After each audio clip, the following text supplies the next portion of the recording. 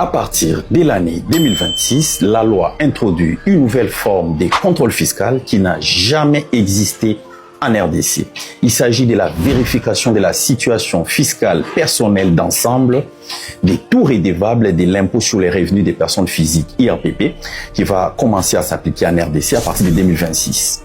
En quoi va consister ces contrôles fiscaux? Je vous dis tout dans cette vidéo.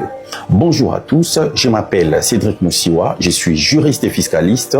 Je vous permets de comprendre la fiscalité en RDC en des termes simples à travers mes vidéos.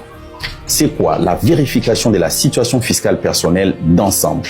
Il s'agit en fait d'un contrôle fiscal destiné aux personnes physiques soumises à l'impôt sur les revenus des personnes physiques, IRPP. Il ne s'agit pas ici d'une vérification des comptabilités, mais simplement d'une vérification de la cohérence entre, d'une part, les revenus déclarés et d'autre part, la situation patrimoniale, la situation des trésoreries et ou les éléments des trains de vie. Prenons un exemple. Vous avez déclaré un revenu mensuel de 500 $ américains à la DGI sur lesquels vous payez vos impôts. Cependant, l'administration fiscale, la DGI donc, constate par les moyens des informations recoupées auprès de votre banque, auprès des affaires foncières, auprès de la douane, donc de la DGDA, auprès de n'importe quelle autre source, que vous venez d'acquérir une voiture dernier cri, que vous louez ou vous êtes propriétaire d'une maison qui coûte plus que ce que vous gagnez, et votre compte bancaire indique des sommes importantes.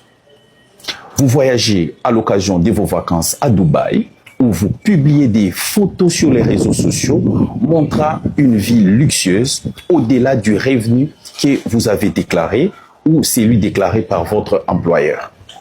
Voilà des situations qui peuvent donner lieu à une vérification de votre situation fiscale personnelle d'ensemble. La Direction générale des impôts, DGI, va alors chercher à découvrir quels sont les revenus que vous dissimulez et qui échappent à l'impôt. Si à la fin du contrôle, il se dégage des revenus non déclarés, vous ferez l'objet d'un redressement fiscal. C'est quoi donc un redressement fiscal? C'est tout simplement le fait pour la DGI de vous notifier des impôts supplémentaires à payer à l'issue d'un contrôle fiscal. À cela vont s'ajouter des pénalités. Pour ne pas tomber dans cette situation, vous devez vous rassurer que tous vos revenus ont été déclarés aux impôts. Ces revenus peuvent être votre salaire, vos dividendes perçus grâce aux parts ou aux actions que vous détenez dans une société. Ça peut aussi être des placements que vous effectuez auprès des établissements de crédit pour gagner des intérêts, etc. Donc ici, il peut s'agir de toute autre source de revenus que vous cachez, que vous dissimulez aux impôts. Merci d'avoir suivi cette vidéo.